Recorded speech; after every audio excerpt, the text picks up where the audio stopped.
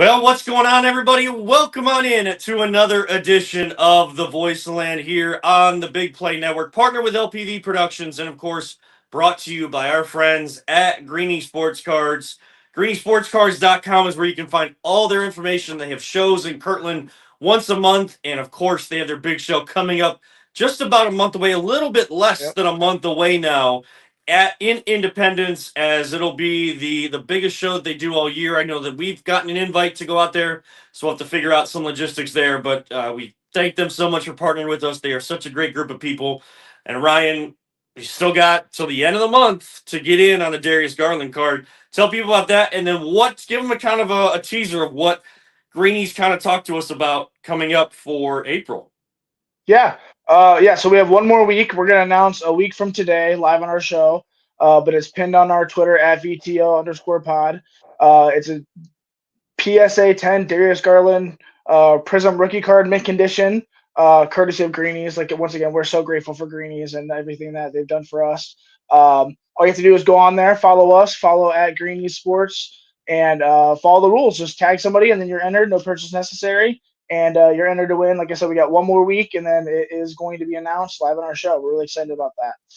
After that, I don't want to spoil it too much. We have an immediate giveaway we're going to announce right after that the Darius Garland card, and I don't want to give away too much, but it involves Greenies and his show coming up this, like you said, in about a month away, and it's really, really exciting, really, really cool, and you're going to want to stay tuned for that because we're just going to keep rolling. We have a few more after that. We're just going to have one after the other, and it's going to be really, really awesome. So we want to thank Greenies again, and we're really, really excited to give that card away and show everyone what this new opportunity is going to be.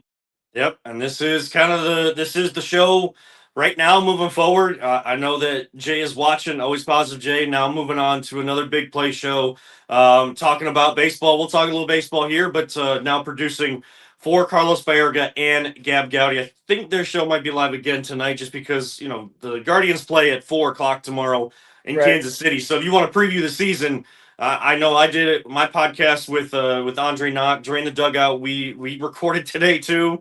I got that posted. You got to try to get the preview out before the season actually starts. So they got that going. So you can jump back and forth between those two shows, or watch one on replay. Either way, we'll be on for just about a half hour tonight, Right. as we'll touch on the Guardians and of course the Cavs. That kind of up and down. Are we concerned?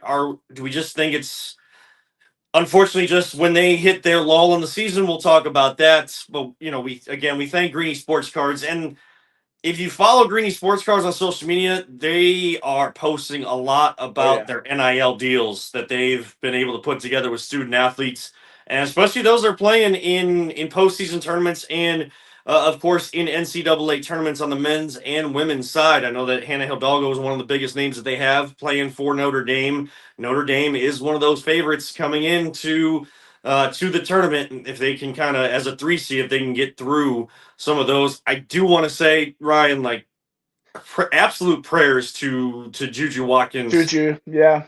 That's really I sad. mean, someone that was kind of approaching and following Caitlin Clark's numbers, like scoring records, as she was kind of going through, and really it was Caitlin's junior and senior season where she really took off, and Juju was already kind of setting records. Right. I think she had the most points through her first 2 years, and that was set by Kelsey Mitchell, also a teammate of Caitlin Clarkson at the Indiana Fever, former the Ohio State Buckeye in Kelsey Mitchell. But again, that kind of just shows you the track that Juju Watkins was on. Yeah. You hate to see stuff like that, just like you hate to see Damian Lillard, even So sad. Wembanyama. Yeah. Those blood clot issues that they've gone through different parts of their body. It sounds like Dame has a chance to come back this season, which would be terrific. And because blood clots, that type of stuff, like that's no matter how in shape you are, that's some serious and scary stuff. So, Right. um, I mean, you can say like, yeah, we want the Cavs to beat the Bucks in the playoffs if they meet, but I don't ever want to see opponents injured. I'm not going to root for Right. injuries. But you get into that kind of stuff, and of course the torn ACLs, or blood clots, stuff like that. That's going to take a long time to kind of come back from and be yourself from, Ryan. Not anything you want to really deal with. Yeah, and I want to play a team at their best as well. I mean, there's already questions, nationally about the Cavs and whether or not they are in it for the long haul and if they can do it. I want to let them know. I want to make sure that Dame is healthy. He's good to go. First of all, prayers up to him. And but yeah, I just want to be the same without Dame against the Bucks in the playoffs. And I just want to play them at their best. Same thing with Juju. Huge prayers up for that. That's really unfortunate, especially just for the basketball community in general, let alone women's college basketball or the WNBA. Hopefully, she'll come back stronger than ever, and will still be a force to be reckoned with. But that's really unfortunate for the basketball community. Absolutely. And Juju and her USC Trojans, like they had a good shot at the Yeah, title this year, and only in her sophomore season. So, and unfortunately, I mean, if she's able to come back at all next year, I know that would be terrific. It's usually about a year with ACLs. right. So, some people have come back because there's new technology, there's new medical advancements that you can kind of recover. But to really be at full go, hopefully, but more so, unfortunately, you're probably looking at 26, 27 Right. type season for Juju, but I know that she's going to come back even stronger, and all the support that she's received and Dame has received has been great to see. Before we get into everything else tonight, I mean, did you do a bracket, Ryan? And are they busted? I got to tell you, I'm doing better on the women's side than the men's side, and that's probably where more fun has been. There was a great game. I think it was Alabama and who was it? Kansas? No, not Kansas State. Um, but yeah, Bama and somebody else, they were going at it. It was two overtimes, and I think maybe it was NC State, but two Okay. overtimes at NC State, and this girl from Alabama dropping 45 in the game and Wow. just was like knocking down three after three, getting to the line. There's where the excitement has been, but my men's bracket, that's been gone since day one. Yeah. I mean, I did mine kind of as a farce. I did it with a bunch of buddies with our Dynasty Football League. We just did it on Sleeper. I'm still in it. I have Maryland winning. I don't know why. But they had a great buzzer beater there the last game, and I'm excited to see how they go. I honestly was watching mostly the NCAA wrestling tournament this year. The national tournament was the same weekend it usually is as the beginning of March Madness, but it was Gable amazing. Steveson going Yep, down. dude, probably the biggest upset ever, other than Matt Ramos versus Spencer Lee, where the famous gif of Spencer Lee's mom breaking her glasses on live TV. But yeah, Gable Steveson, a gold Olympian, two-time national champion, and was supposed to be a third, and he got beat by a beast from Oklahoma State. And it was electrifying. And then of course Ohio State has another guy, Jesse Mendez, who won last year and was the third seed going in this year, and ended up beating the first and second seed in the final two matches to win his second national championship. So that's really exciting. I got to watch that. So. Yeah, and that tournament was definitely making some headlines, and almost like some of the guys having that WWE style personality, and I get it's in a lot of those guys already, Right. but like again, we've made advancements getting more eyes on women's sports because those have like the same kind of action and talent over there, like the excitement that you want, the entertainment that you want out of sports that people just never realized was over there. There's that in wrestling and college wrestling too, and there's guys that were definitely up on podiums in front of the media trying to help push that. And I know you've been doing that here on this show, and we'll Oh yeah. continue to do that. We talk about every, Ryan, we talk about every sport, so we'll get into all of it. So if we need to next year, we should probably break down a little bit more of what's going on the wrestling side of things, so we kind of everybody knows what before going into those national championship type rounds. And Um, with wrestling, with the NILs now, like there's first wrestler to get an NIL deal. His name is Bo Bassett. He's out of Pennsylvania. Every school in the nation wanted him. He ended up going for $5 million to Iowa allegedly, which is just insane. And then now all these guys can transfer anywhere they want, and it's electrifying for the sport because one guy who's been a national championship or a champion at a small school can now go to a powerhouse school and still to compete at the highest level. It's a lot of fun. we may have talked about this, maybe we didn't, but NIL deals like the student manager from McNeese Yeah, that had crazy. he at least had three NIL deals going into the tournament, and then by the end, Like now he's on TurboTax commercials. He's I think popping Topps up. made a card for Yeah, him. he's So with yeah, Tops now, but yeah, he already had Buffalo Wild Wings. They only totally revamped the big boom box he was coming out to. right. You know, I know some people didn't like his, like everybody was talking about his aura and McNeese's aura, and like some people didn't like it because, oh, if you can't listen to music that's safe for air and safe for FCC, like you shouldn't be like, that's, that's not what people are listening to get hyped up for a game. I'm Right, right. sorry. Like the songs that we don't play on this show just because we choose not to use the language we can hear, and like the stuff when I'm working at the station that we can't play on air, those things hit different when you're trying to get ready for a game and it's Right. just you and there's no FCC or anything that can come in the way. So, that's some of the old school stuff is fine, but just, get everybody get with the times. Just take it all in. But something that is, of course, brings excitement, brings silly season, brings, I don't know. Today just went to a different peak, Ryan. The NFL Crazy. Yeah. draft and off NFL offseason movement and stuff. I know that there was the report out there by a very a legend in this industry.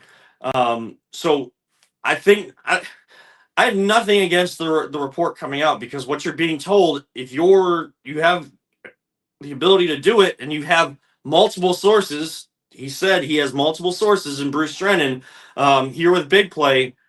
Like, you're going to report those things. Now, they got refuted within an hour, but that shows you how silly of a silly season we are in 2025 if that type of information is being fed out there when it has no credibility at all, but credible sources are wanting to push that narrative for some odd reason to continue to just throw everybody off the scent of what anybody's doing. I think that's the bigger picture message. I don't know if that's how you saw it, Ryan, but that's what I gathered from that whole thing.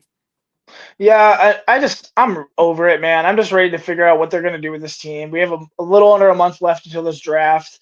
I mean, yeah, we've had four different quarterbacks in the last 2 days named. I mean, they had a meeting with Jimmy Haslam, Andrew Berry, and Kevin Stefanski, a personal workout with Cam Ward allegedly today, and then supposedly they're working out a deal for Dak Prescott, and then they love Shador. I don't care. I'm just ready for the season to start, and and I don't even know if I'm ready. I'm just ready.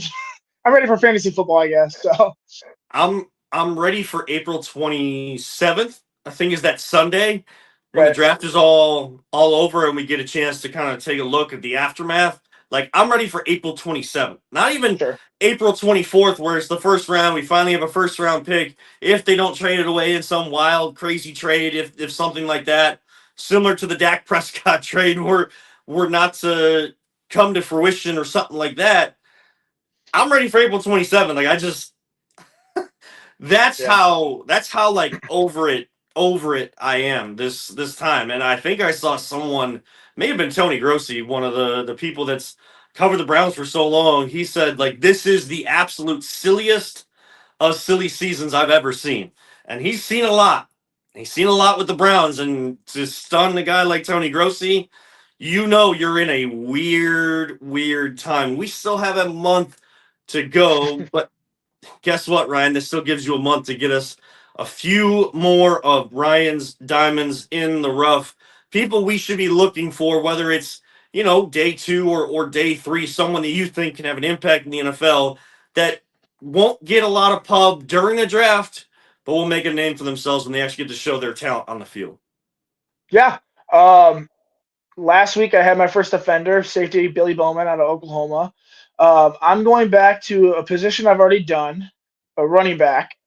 I did formerly I did RJ Harvey out of UCF. I think he'll be a fourth round pick. Go back and check out what our last episode or 2 episodes ago, but nonetheless, this week I am going with a guy named Brashard Smith. He's a running back out of SMU. He's 5'10", 194, and runs a 4.39 40 time. He was a four-star recruit out of Miami, and he actually played wide receiver for Miami University for 3 years. He had 898 receiving yards, 6 receiving touchdowns, and a rushing touchdown, and he specialized in kick returns. He had a 98-yard kick return for a touchdown against Texas A&M, and at one point he was All ACC for his special team honors. Appeared at 35 games. 2024, he transferred to SMU to join his former offensive coordinator, Rhett Lashley, who became the head coach at SMU. And he was offensive, really emphasizing like speed and agility. So Brashard Smith thought his experience would utilize better in the offense, so he went over there. And he switched over to running back because he has great leverage, versatility, athleticism. He thought a new role would be good for him. So switched over to running back, never played the position before. In 2024, his first season ever at the position, he ran the ball 235 times for 1,332 yards and 14 touchdowns. Yeah. Wow. I mean, that shows you the depth and versatility and differentiation in this running back class. Like when people Right. are saying that this is one of the best running back classes and the deepest running back classes they've seen in the draft, they're not kidding, because you have guys that literally had never played the position before getting those types of numbers in their first year at the position and still learning all of the nuances, the For blocking sure. schemes from coming from a different place, all of that. Like that's just insane. Crazy. Yeah. He also had 39 catches with 327 receiving yards and another touchdown. He won first team All ACC. His best game was against Pitt. He had 161 yards for 2 rushing touchdowns, including a 71-yard touchdown, and he had a really nice toe tapper receiving catch for a touchdown as well in that game. He just went off and destroyed Pitt. Super explosive and has incredible top end speed. He doesn't slow down. When he goes, he goes. His burst is just out of this world. He can turn easy plays into big chunk plays just because of his versatility. He's great on defenders' angles. He's great at beating them and just keep going. He makes guys miss all the time. His vision is elite, and it's probably just because of his success as a kick returner and being a successful one at that. He's got fresh legs with only 253 carries in his career, which is just unheard of. Easy time finding the cutback lanes with his vision. Because of his speed, he's always outrunning defenders. Natural soft hands is one thing I really love with playing the position of receiver his entire career. He is a legitimate receiving threat out of the backfield immediately. He's so fast at hitting holes, and his bursts and balance are off the charts as well. And he brings tons of value with special teams. As I said, that was his specialty as a player with Miami. His weaknesses, first of all, is his inexperience at the position. Obviously, there's going to be a lot of groin pains, especially in developing his footwork. It needs some work. It's not the best. And sorry, his pass protection also is less than desired, just because he's not used to taking on big dudes. But nonetheless, if those get all these things that like his weaknesses are I believe are just very, very easy to coach. And one last thing, he just likes to extend the ball out from his body when he tries to make plays, which I don't like. I know receivers do that, but he just needs to hold that ball tight. So there might be some issues with fumbling. He really didn't have any in college, but like I said, in the next level, that could be an issue. I mean, people are going to punch that out. Like they're going to see that on film. Right. They're going to punch it out easily. So definitely something to. Yeah, that's why coaching goes in effect there. And also just a player comp. There's a guy named Tyrone Tracy who's in the NFL now. He's a running back for the Giants. He's actually their starter. He was a rookie last year, played receiver 4 years at Iowa. It was okay. Transferred to Purdue, played 2 years at running back, got drafted in the 5th round, and became the starter within week 2.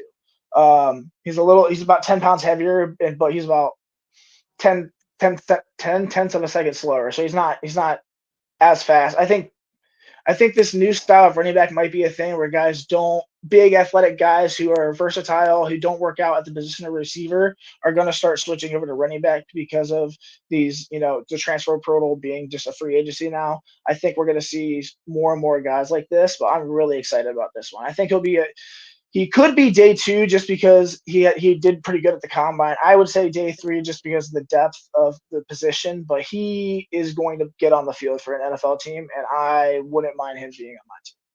When you're talking about his weaknesses, I mean, saying that his inexperience, sometimes that that Right. works in your advantage early on and gives you kind of leeway to learn the things you need to learn because you don't know what you don't know, and you're just kind of you're just going out there like it's not thinking anymore. Like if you're somebody that has been a running back your whole career, like that's what you're going for and that's what you're trying to make your mark as, like you're going like what you're supposed to be doing. You have this experience, and when you're just going through a period where you can't get those little things done, just like every athlete, like when those yips start to come out there, whatever sport you're in starts to become the mental game. But if Sure. you don't really know that you don't know what you're doing, it's just kind of focused on the simple part of it, and just carrying the rock, going north and south, getting some yardage, and making positive impact for your team. So that's very important. So I appreciate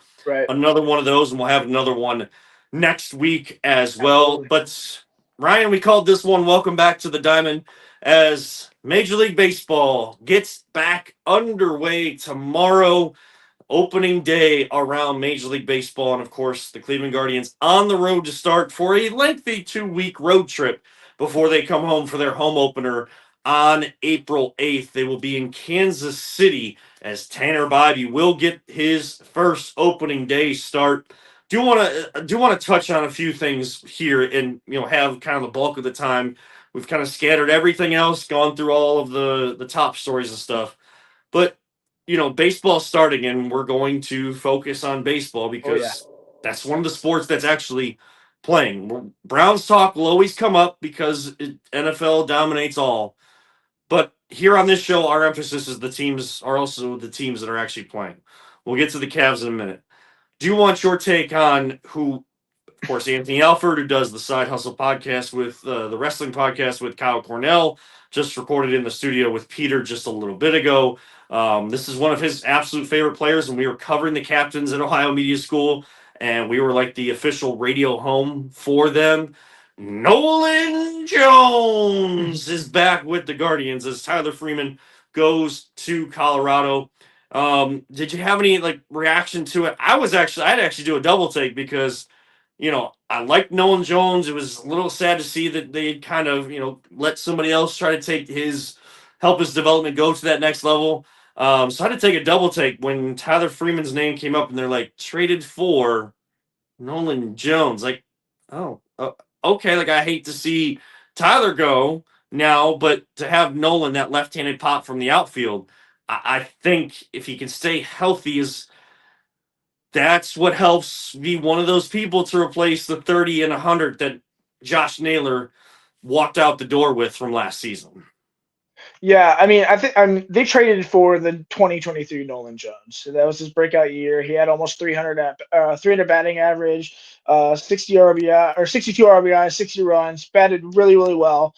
He was riddled with injuries last year, so it slumped a little bit. But I think it's a great move. I mean, we had outfielder questions, and if this guy is healthy and this guy is the product that he put out when he was healthy, which is 2023, is what we have to look on. That's a great right outfielder. That's somebody who's batting 300, who we throw in the lineup and is not questionable. I think John Kenzie Noel is doing a great job. He could be a great second outfielder or a DH, or probably not a utility guy, but nonetheless, we have a little bit of depth, and I think that I liked Nolan Jones, and I'm excited he's back with this team. So it kind of reminds me of that.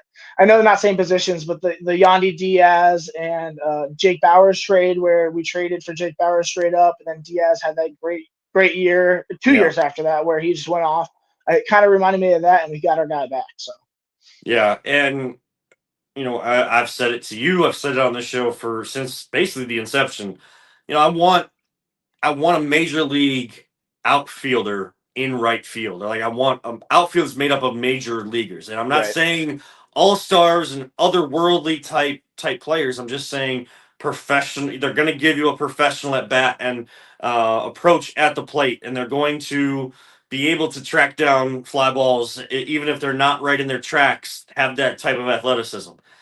What I think this also does, Ryan, and I'm interested to hear what you kind of think about this, is I think that this move puts an emphasis on two people on this Guardians team going into 2025, because Nolan Jones, we know, again, has had those injury issues. Chase DeLauder was supposed to be that guy, so I think this says a lot about them bringing Nolan Jones back. I think that says a lot about, it's going to Right. take a little bit more for DeLauder to try to work his way up. And I mean, as someone that deals with back issues himself, that's what's kind of plagued Nolan Jones, and you hope that, especially with the medical team that we have here in Cleveland and medicine, just the groups of medical professionals you have here in Cleveland should be able to help. I think this puts an emphasis on Jhonkensy Noel and Gabriel Arias, and I'll tell you why before you respond. Sure. For Jhonkensy Noel, like, that was who everybody thought was going to be the starting right fielder. And I think, like, different matchups, righties, lefties, who's ever pitched on the Right. mound, I think there might be a flip flop there, but there were reports that feels like Nolan Jones might get the bulk for right now. But again, what Jhonkensy Noel has to think about is, like, okay, he's my teammate, but also has had those injury issues. So, like, if I get when I'm in there with my opportunity, there's an opportunity for me to prove that last year was not a fluke, and that I have improved, and I can take the reins and hit against either side of a pitcher, take those off-speed pitches, those curveballs, breaking balls, and I can adjust my hitting ability. When it was a fastball right down the pipe, you knew where it was going. Right. But kind of like in Major League, Serrano, where he couldn't hit the off speeds type stuff. Right. That's the next level of evolution. So I think it's Jhonkensy Noel when he's out there proving, no, this is my spot. So I think it puts an emphasis there, and I think it puts an emphasis on Gabriel Arias with now him and Schneemann as the two to play second base. Gabriel Arias, like, they are giving him every opportunity at the beginning of this season to take hold of that second base spot. Juan Brito could not win it out of spring. He started to hit really well the last couple of weeks, and everybody was talking about his name. It's Gabriel Arias' job to lose, and I think it really puts an emphasis on seeing if he can finally put that talent and put it to fruition out on the diamond. Yeah, with Arias, I mean, he deserves it. He's been around the longest. He's put in the work, and it's his job to lose. Like you said, with Schneemann's looking over his shoulder, and also, I mean, we just drafted a guy first overall at the same position last year, so, like, he's got that too. So it's time, like, this year, time to shine, brother. You better do it. I hope he does. And with Jhonkensy Noel, I just feel like it's like a good problem to have. Like, of course, you're like, especially if they both start hitting, if it can become a friendly competition. Yeah, like you said, it's your teammate, but, like, you've been working your whole life to get that starting position. Like, go earn it. So it could bring a friendly competition to where they're both playing and playing well, and you have to be forced to make a change elsewhere. I mean, maybe not. Hopefully Lane Thomas and Quan are great, but nonetheless, like, you'll earn some more playing time. I don't find that as a bad thing. I find it as, like, hey, let's go. Everyone has a shot. No one really has anything given to them. Go earn it. So, and the unique thing is, technically, you can make a case that it's not just technically, but I'll say technically because it didn't happen in the same transaction. Tyler Freeman was traded for Nolan Jones and Juan Brito. Juan Brito was the player we got back for Nolan Jones, and we sent him to Colorado. Now Nolan Jones is back. You still have Brito in the organization, and he'll probably be up here at some point this season with the Guardians at the major league level. So, like, this front office, this organization knows what they're doing. I know we talk about the Dolans, and I'm not, again, I feel like I never feel comfortable now, like, after seeing Larry Dolan unfortunately pass away. Yeah. Like, it doesn't feel the same. Like, we can question them spending money and what have you until whether these new CBA negotiations as they come down over the next couple of years, if it results in a salary cap or anything in baseball. Should be. We know that there could have been more spending over the years, like a little bit higher, but we know it's still going to pale in comparison to what the LA Dodgers can do and the New York Yankees can do, and some of definitely those bigger market teams can do. It still would be only a percentage of what they can do if we spent more. So they have put the right people in place It's an ownership group that has put the right people in place, baseball people in place in the sport of baseball. And yes, analytics plays a large part in baseball, but like it's baseball people making baseball decisions. Thing we've always had an issue with on the lakefront is too much meddling, putting, trying to, think you're smarter than everybody else instead of just like, these are football people, just go make football decisions and use any other information you need to feed into that. I think the Cavs have done a great job of putting basketball people in charge of basketball operations Right. and just letting them do their job. So a trade like that shows you the level that this organization, the intelligence, the baseball intelligence of this organization, Ryan. It's kind of funny to say Tyler Freeman traded for Juan Brito and Nolan Jones, but like I'm sure that there's a point there where in the front office they've said, hey, we've been able to use like Nolan Jones and Tyler Freeman to, bring in Juan Brito to have a talented player there that's ready to kind of break through or just on the cusp of breaking through. Right. And we somehow still got back Nolan Jones, who we always believed in. We just needed something else. And unfortunately, he was the asset we had to use. And now he's back with our organization. Like there's some sort of conversation about that. Like, I hate losing Tyler Freeman, but like, this is given these guys have the opportunity. We can't go hit for them. We can't go catch fly balls for them. Right. But we've tried to put the best talent under the confines and restrictions that we have. We've tried to put the best product out there with the best chance to continue to contend and take advantage of this window. Yeah, they're just playing chess, man, and they're really good at it. They've been doing it for a long time. So as we look at the starting rotation, though, that's kind of where biggest questions came. We couldn't really pitch into the 6th and 7th inning. This year it'll be Tanner Bybee, Gavin Williams, right. Luis Ortiz, who talking with Andre Knott said it was huge in that tune-up game, that tune-up 2-game series within the actual Arizona Diamondbacks stadium instead of at the spring training facilities. I think only giving up 2 runs over like 5 innings, something like that. Looked more sharp as a final tune-up going into the season. He said that was vitally important for him going into the regular season. And then, of course, we wind out with Ben Lively. Not going to throw things past you, but hits his spots, kind of like a Josh Tomlin type. He can really fool you at the plate. And then rounding it out with Logan Allen, who looked, by all accounts, looked good in spring. It doesn't always translate, but that's the 5. Then you have Cantillo and McKenzie going out to the bullpen to try to strengthen that as well. Right.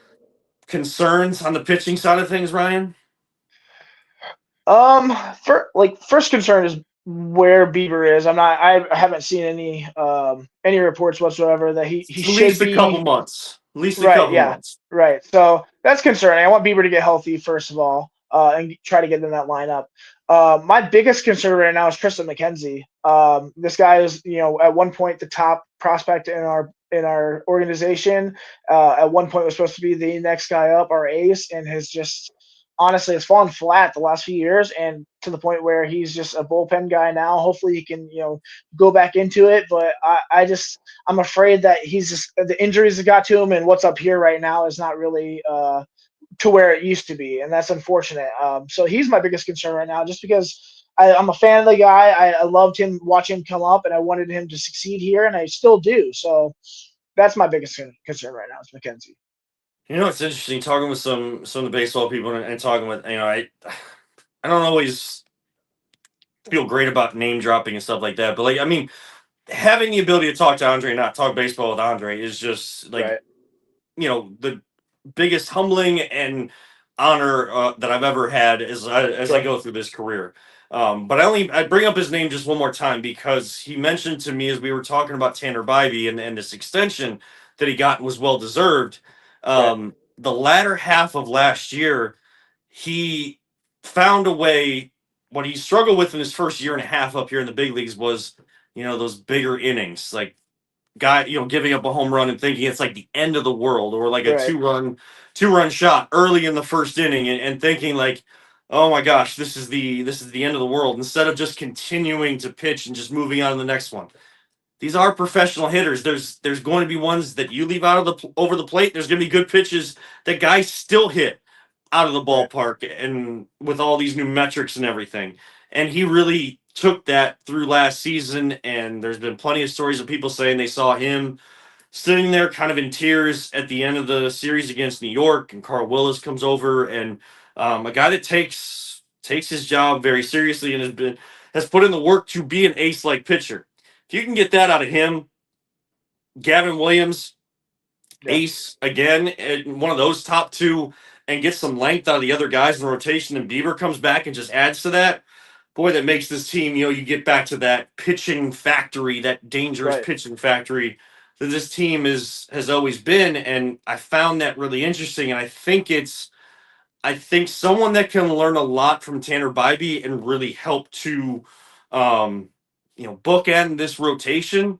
I think that's Logan Allen as a lefty, because he's given up those big innings, and sometimes or like he's given up a 2-run shot early, and then the rest of the thing just kind of spiraled away before he could even settle in, because he's feeling like it's the end of the world. So taking the mindset, the adjustment, however Tanner Bybee dealt with it, can Logan take some of that and find his own way to deal with that? Because 2-run home run in the first, okay, all right, Right.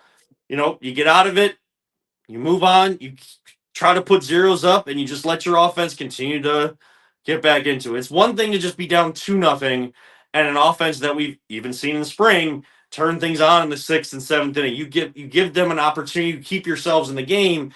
Anything can still happen. You give up the big inning because you're thinking, "Oh my gosh, there's no way my team can come back. I've ruined this whole thing for the whole thing." That's when you get down 6-7-0 very quickly. Right. Yeah.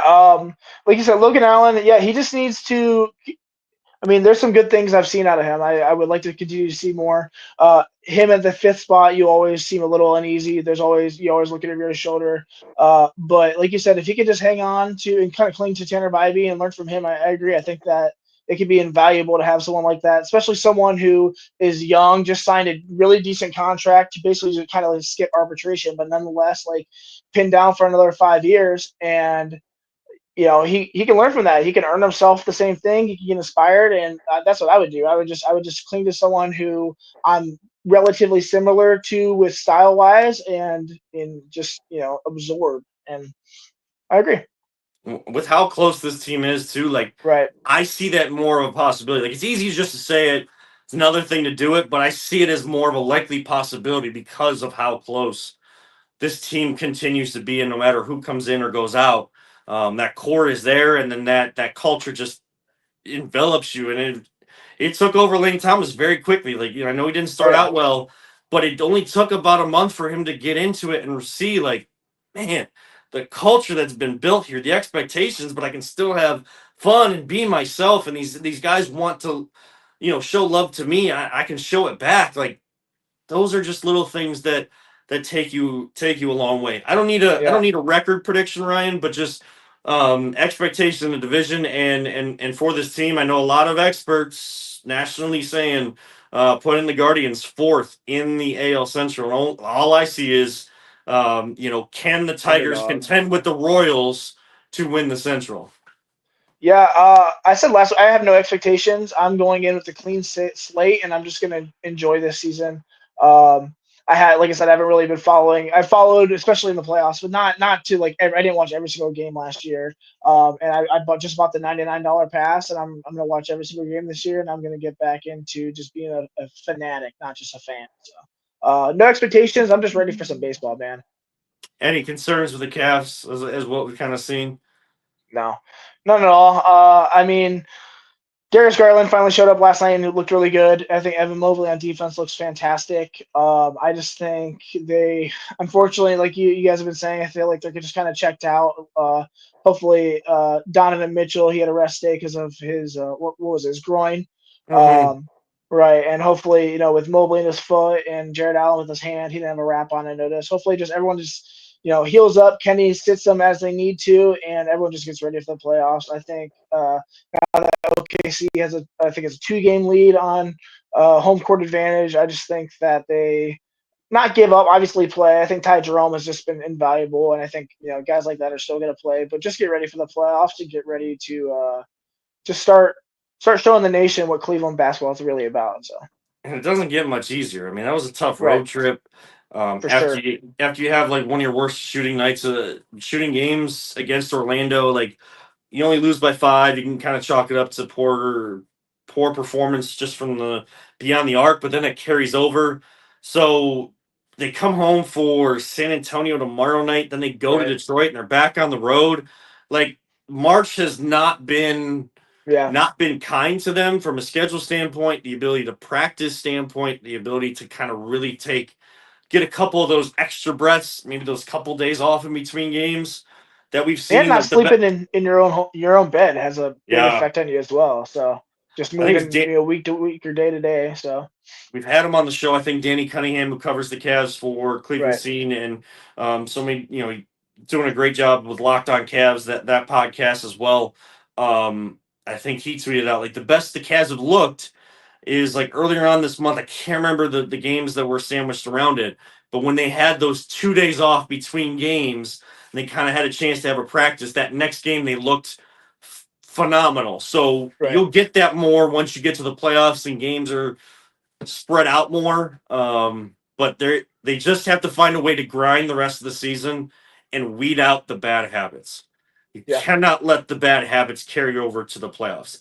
You might not, not win as high of a percentage as you had been early in the season, but you got to do enough to weed out the bad habits. And I think that's going to be very important for this team. Ryan, I know your family's not feeling too well. Yeah. I'm sure Peter wants to get home, so we're gonna cut this one short. We want to thank, of course, our friends over at Greeny Sports Cars. Go to greenysportscars.com. Head over VTL_pod for the giveaway for the Darius Garland giveaway. We One will more week. announce. Yep, 1 week. We will announce that on next week's show. Who wins that and announce our next kind of abbreviated contest is kind of what Right. we're going to call it. So make sure you keep an eye out and ear out and tune in next week for all of that information. And check out Greeny Sports Cards wherever on social media. And I know you, Ryan, at Dynasty Clay on Twitter, you even quote tweeted it. So go over to his page because that has a recent push for the contest. So you can easily find. And it's pinned on VTL_pod as well. So it's the first one there. Easy to find it and Oh, yeah. easy to enter. Very easy steps to enter. We don't make anything too tough here. No purchase necessary. None of that. And it's all thanks to Greeny Sports Cars. Got to thank Peter for producing tonight. We're doing a couple remote shows the next couple weeks. Ryan, this was the first one, just kind of you and me as we move forward.